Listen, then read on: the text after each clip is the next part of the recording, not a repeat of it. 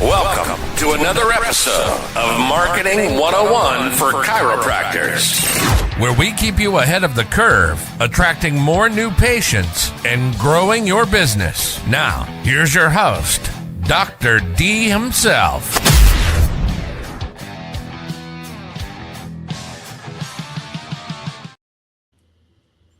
Hey everyone, welcome back to Marketing 101 for Chiropractors. I got a really special guest this week. If you want to talk about growth and scale, I think Corey Malnikov is the guy to talk to about Palmer Care Chiropractic and how he's not only grown his practice, but he's scaling it everywhere. So this is going to be a great podcast. Thanks for being on the show, Corey. I appreciate your time. Of course, man. Thanks for having me. Yeah. Where'd you graduate? How'd you start? How'd you do the grassroots things? And how did you get to this point? Loaded question. Okay, let's see. I graduated from Palmer in Davenport. Loved walking the grounds of BJ and DD and all that jazz. Graduated with a big ego. Decided to open a practice. Had no idea what I was doing. Signed a lease to a place that wasn't built out. Had to pay on that before it was even built. Took a night job to pay that. Finally got someone to let me kind of see patients out of their clinic. And, the moment that I was able to start seeing patients was the moment that I realized, well, wow, if I want to start seeing patients and change the world like everything I had planned on doing, then I guess I need some new patients.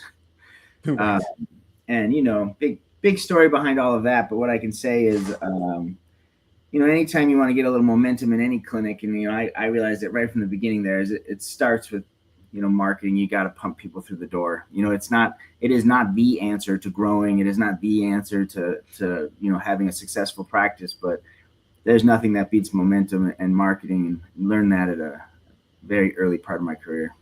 Yes. Awesome. So when did you start? When did you graduate? 2005. So it's been before social media, right? Before social media. There we go. Let's talk about that, because the reason I like talking about it, and some people give me slack about it, is they like, come on, man, that was the old day. It's not, that doesn't pertain anymore. I'm like, actually, believe it or not, it pertains more now than ever. So tell me what you were doing at the beginning, and we'll get this going here and what we're doing today.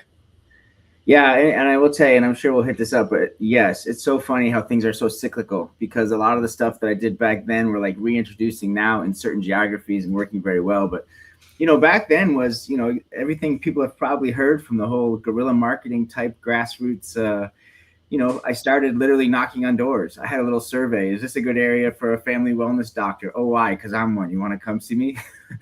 Back then we had the phone book, and I still joke because, I literally just went down the alphabet and called people, which back then you could do. And I still have a family of 5 that I literally saw in the practice not that long ago. That's still coming 21 years later from me calling. But, I always had like 4 or 5 places in my back hip. Select Comfort at the mall was one of those places that if I ever didn't have a patient, I could literally pick up my portable table, go put up a little sign, and literally be doing health screenings at the mall in 2 seconds. Or I could go to the gym and in 2 seconds. So, for me, it was the rule was very simple in the beginning, because I was literally obsessed with growing. It was, if I didn't have a patient, I had to go get one.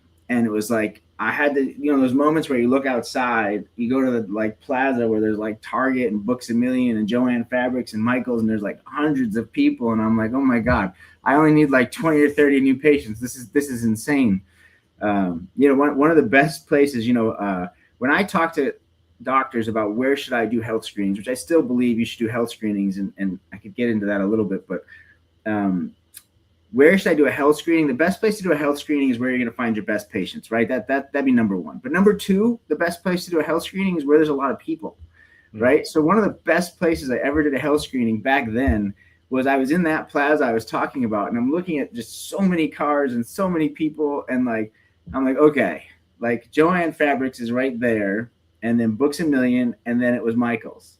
And I'm like, my God, there's literally moms with their strollers going from Michael's to Joann Fabrics all day.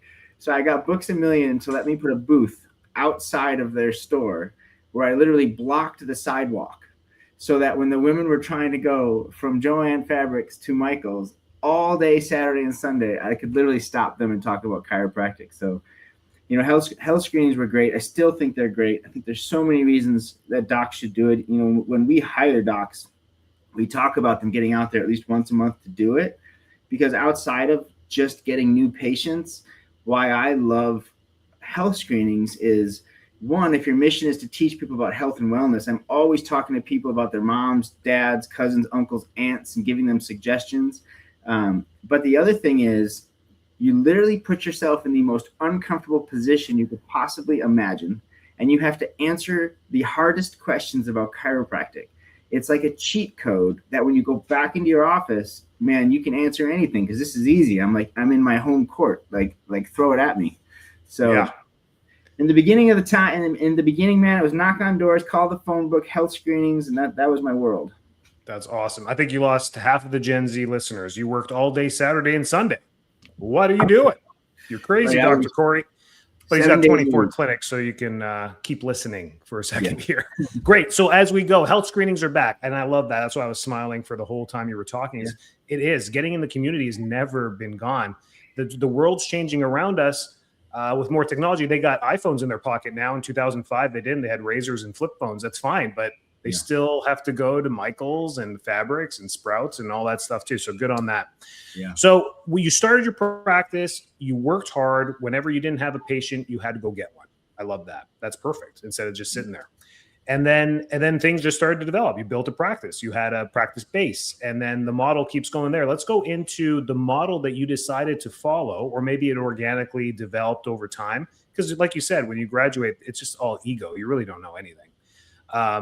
What happened there? What did you learn? And then what's the model that you built that you were like, oh, I think this is a system that works for me and maybe works best? Yeah, man, and one of the hardest things to do as you're growing is making changes. So the systems are always, changing and evolving. But what I can tell you is, for me, what happened was I had one practice. I literally got offered, without getting too deep into these stories, but I got offered to go partners in the second practice, pretty much because I had capped out the first practice. And then in developing how to do that second practice is kind of where it all started coming together. When I was like, okay, listen, it's the same kind of marketing. It's the same kind of scriptures.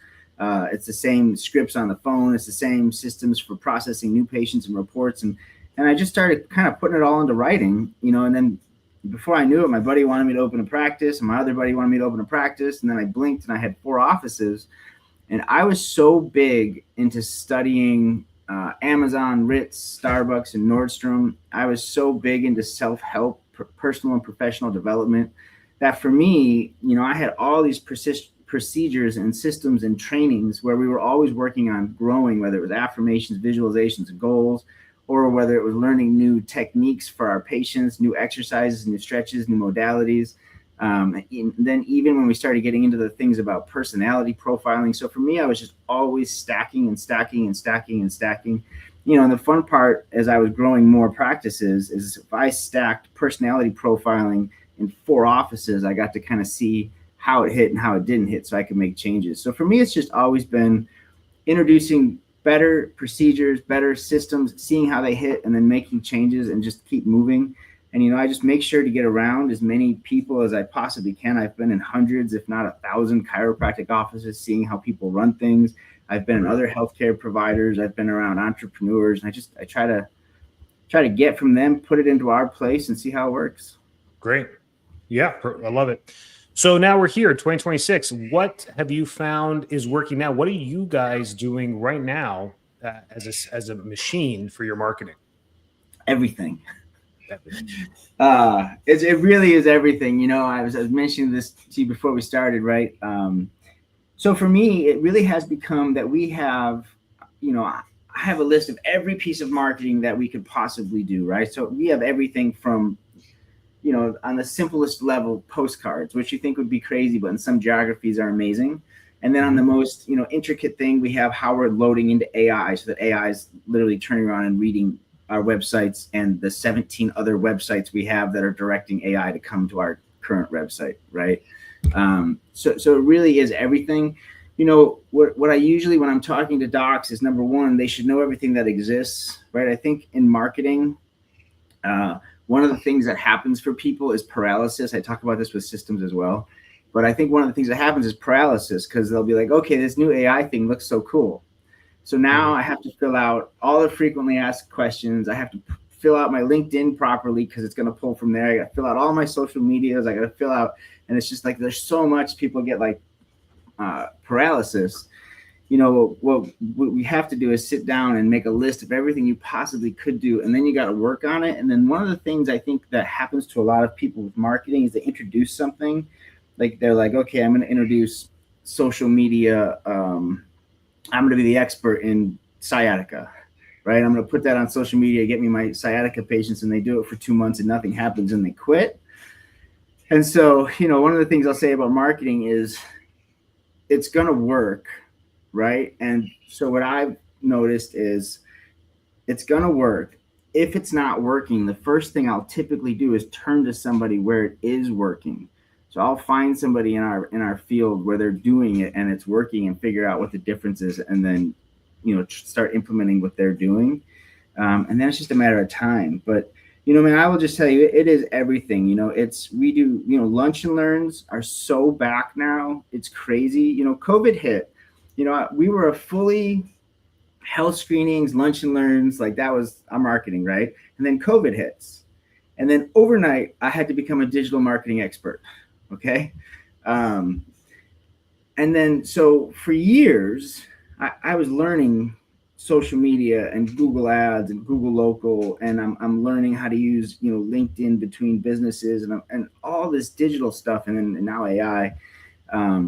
It literally turned me into, I was constantly studying and at seminars and podcasts and YouTube videos, and I had to learn digital marketing. And now I can tell you that that's what I'm talking about, cyclical.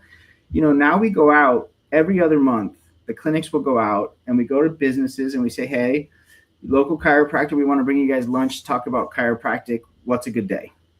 And, you know, 10 years ago, that was hard. Like we were going business to business to business. And it was like, you're like a salesperson. But now we walk into these businesses, we're like, we want to bring you guys lunch, talk about health and wellness. And they're like, oh my God, people. Yeah. Like, yeah, people. So, you know, easy to get back in. But, you know, you got to kind of have that list, man, have that arsenal of things. You know, you got to be able to know how to do a screening, and you got to do it even if you don't like it. You got to know how to do a lunch and learn. You got to know how to do an advanced workshop in your clinic. You got to know how to do a postcard, and maybe it's a thing to try in your area. You got to know how to feed AI. You got to know how to look at Google Ads and Google Local, even though it's dying, it's still there. You know, you got to know how to, you know, pose yourself as an expert through social media. And, you know, marketing, like I said, is the momentum that I think really can push clinics. And so you really got to stay on it. Like your podcast, you know, I was listening to some of the episodes, and, you know, just listening to your podcast on a regular, so that people are always just trying something new, so you don't fall into that world of paralysis of doing nothing. Like just listen to your podcast and just implement as you literally, I heard one of your podcasts, you're giving everybody like step by step, like this is how you're going to go ahead and start feeding digital. Like got to listen to your podcast, got to listen to other podcasts, and you just got to keep moving with this digital world, because it's ever evolving.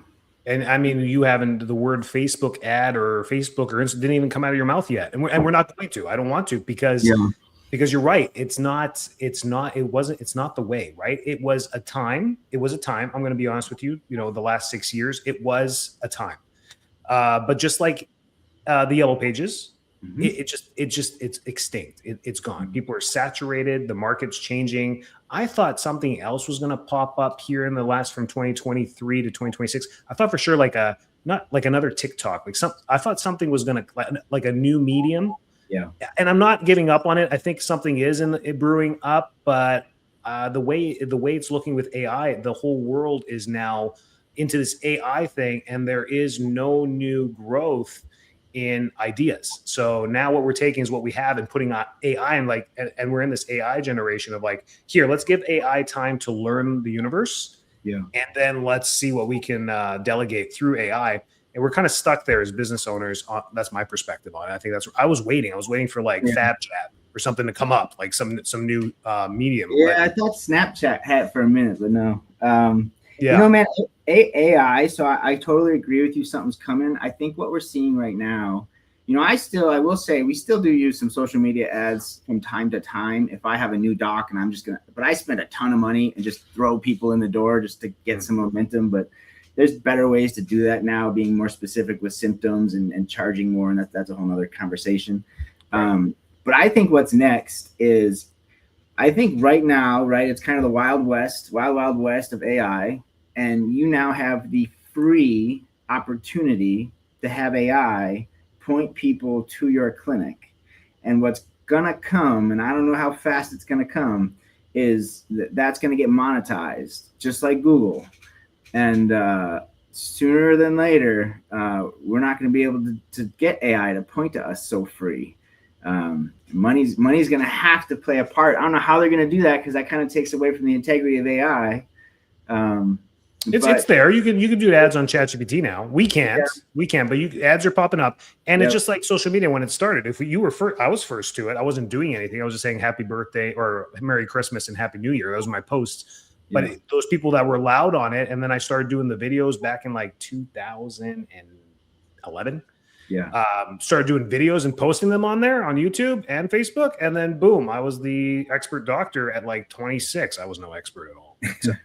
But whatever. And that's, and then that built momentum, and I didn't know it. So you're right. You're absolutely right. Things are changing, and consistency. I think that's all you've said without saying the word.